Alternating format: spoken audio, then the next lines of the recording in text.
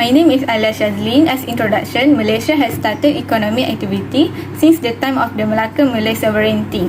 Prior to this, Malaysia has struggled to develop the country's economy after successfully gaining the right to govern its own country.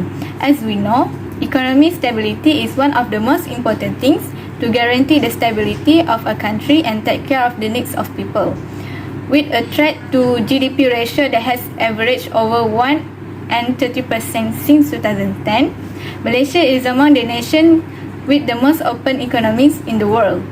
In the past, Malaysia only relied on economy income through tin and rubber and covered 40% of the country's GDP. Today, Malaysia is more developed with other sources of economic income, as example manufacturing.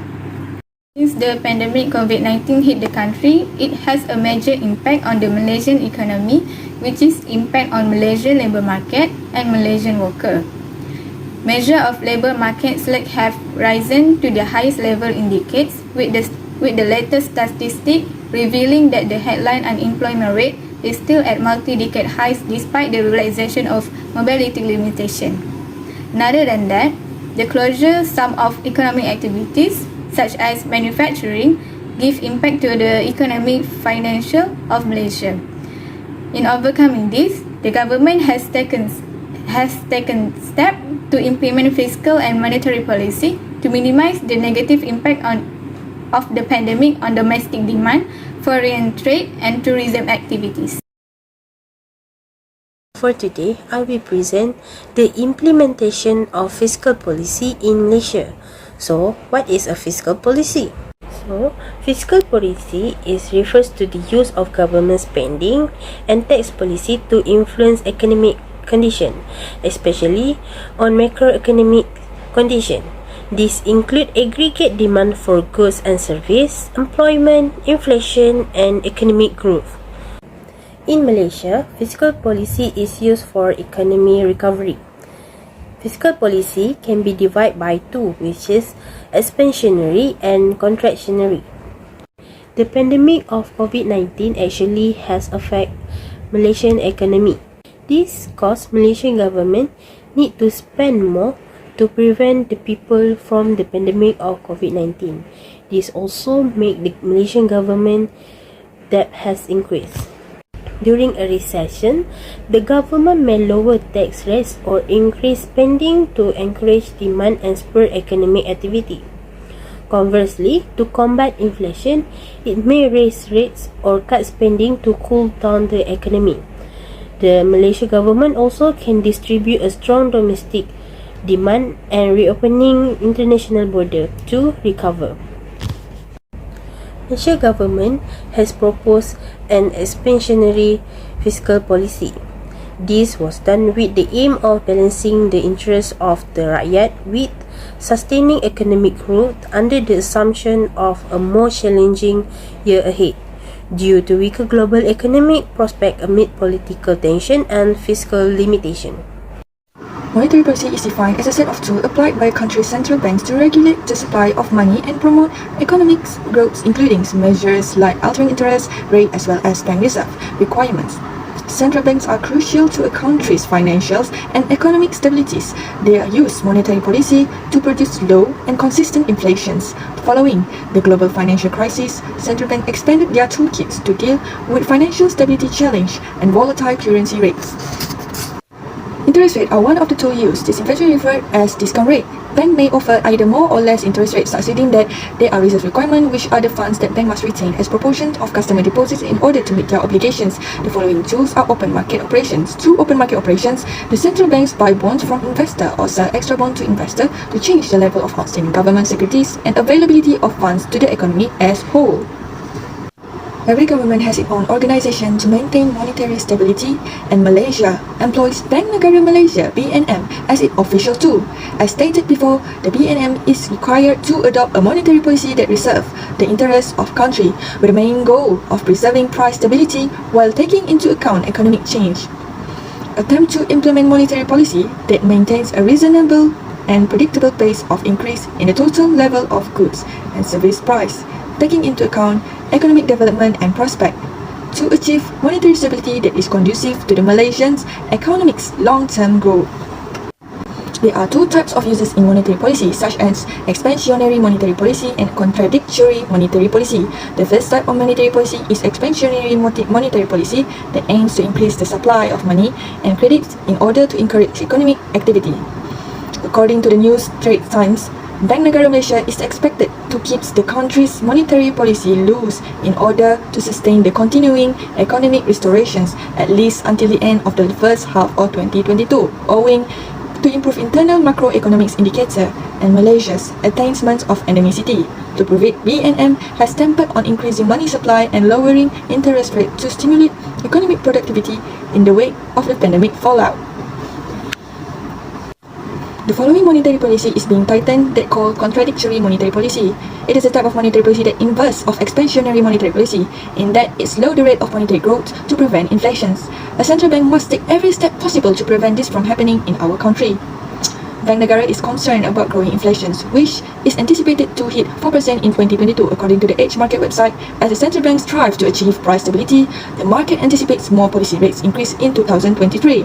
The increase will help to moderate demand pressure and keep inflation expectations in check without creating higher inflations.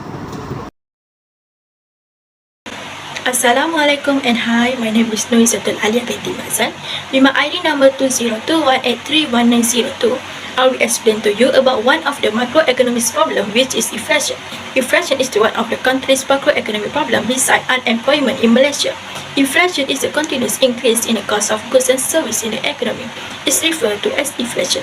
Many items underwent drastic inflation, in some of the most important goods undergoing the most inflation. For example, chicken, electricity and petrol.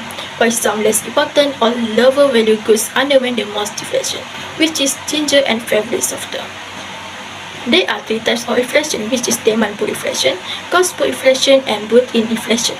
The first is demand pull inflation, where is the demand of goods is higher than the supply of goods.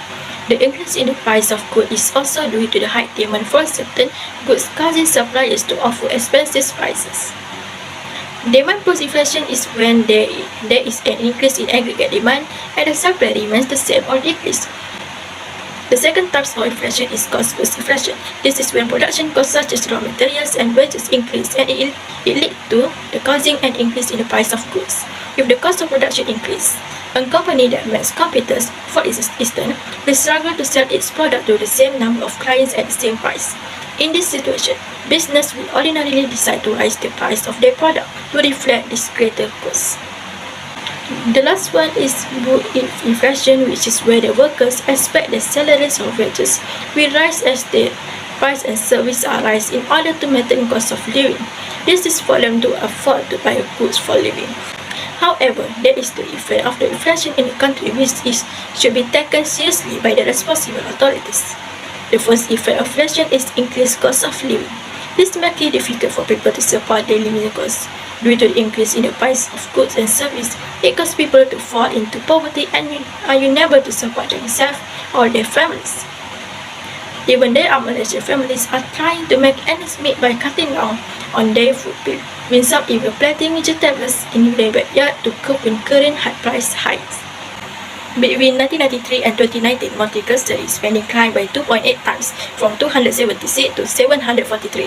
Moreover, inflation can cause effect to trade unions and wages. The workers will demand high salaries or wages due to the high cost of living. If employees do not aid to raise their wages, they may protest or strike in various ways. For example, employees will protest by not coming to work or spreading bad things about the company. This is example graph for inflation rate in Malaysia. The statistic shows the average inflation rate in Malaysia from 1987 to 2021 with projection up to 2037. It predicted the next year inflation rate, which 2023 will decrease from 3.53% to 2.81%. Assalamualaikum and hi, my name is HUSSIN and my mention number is 20216500012. I would like to present about the macroeconomic problem in Malaysia, which is unemployment. Unemployment can be shown as a situation where a person tries to find a job but cannot find it. Now let me share about the type of unemployment in Malaysia. First, structural. Second, technological. 3, seasonal. 4, cyclical. First type is structural. It happens because there is mismatch between ability of people have and what company required. Second type is technological. The reason is human energy is not required anymore. So technology like robot is required. For example, now we can see in many restaurants as Johnny Restaurant use robot to serve food to customer. Third, seasonal happen during season, such as Christmas. People will only sell Christmas tree, only work during Christmas season and need to find another job after the season pass. Last type is cyclical. It happens when the economy of our country fail. Business need to stop production because of the COVID-19 from the latest issue. So the business did not have income, so they need to reduce the worker because they cannot pay their salary. Type of employment is graduate student are too choosy. They picky especially about the salary and the job is not same as the field of the studying during university. Next, foreign immigrants from Bangladesh and Indonesia were willing to accept a low salary. As we know, local people in Malaysia want a high salary, so the employer basically will choose them instead of the local people. Effect of unemployment is cause criminal cases. Being a jobless when people cannot buy necessity for their life, and because of that, they will disappear to those activities as too many people. So it is been proven when in Kota Kinabalu, jobless means to money by using book. The effect is family issue. By being head of household get a responsibility to find money, but without have money, there will be argument fight between family and divorcee. So it is true that unemployment bring negative influence in family. The lastly, I will show you the graph that show the increasing of unemployment rate that I find in website. My name is ALIYA SYAZLEEN binti RAZMI with number matrix 2021479168. Now I'm going to present on how Malaysian authority overcome the macroeconomic problem, which is inflation. Firstly, the authority involved in solving this problem is Monetary Policy Committee of Bank Negara Malaysia. So, they has formulated the monetary policy to overcome the inflation. During this year 2022, Bank Negara Malaysia has raised the overnight policy rate OPR up to 2.75%. This action was taken because the higher the OPR, the more expensive it is to borrow money. When it is become expensive, it will lead to less of demand. Therefore, less in demand will help to overcome the inflation because there is less in supply. Next, the subsidy given by government also included in overcome inflation. Too much subsidy leads to more supplies needed and it costs more money. Government of Malaysia has surveyed that continued hefty subsidy will lead to increase in inflation.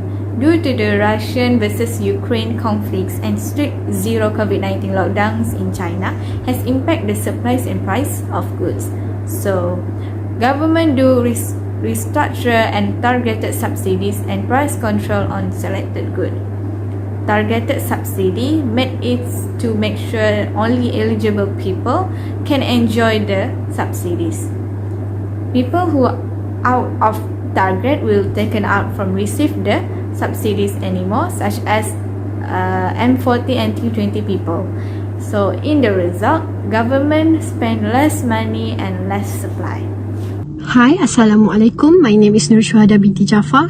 I would like to discuss how Malaysia authority overcomes unemployment problems using the economic policy. As we all know, the percent of unemployment in Malaysia was increased to 4.8%. On July 2021, it showed a total of 7,078,200 of Malaysia people have lost their job. This happened because of the pandemic COVID-19 effects because of the closure of all of the sectors and it was increased the unemployment rate. Fiscal policy has been used or implemented to reduce the unemployment problem.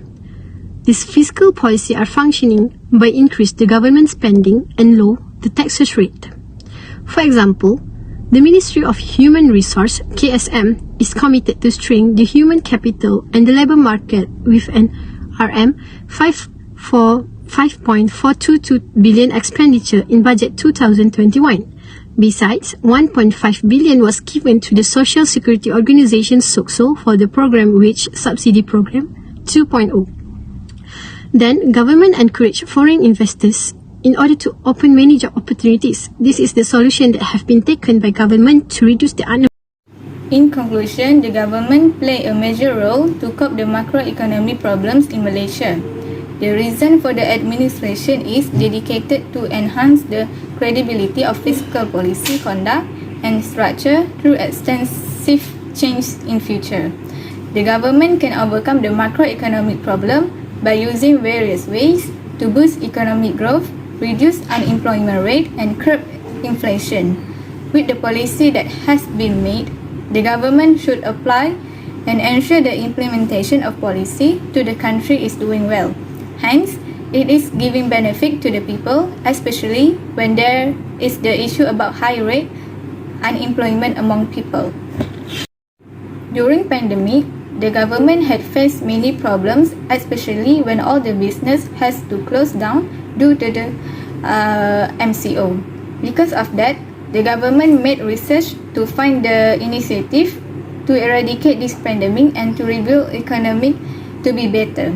Hence, the government have a chance to continue reform attempts to strengthen the economics and government's resistance to economic problems, so the economy is under control and not in danger.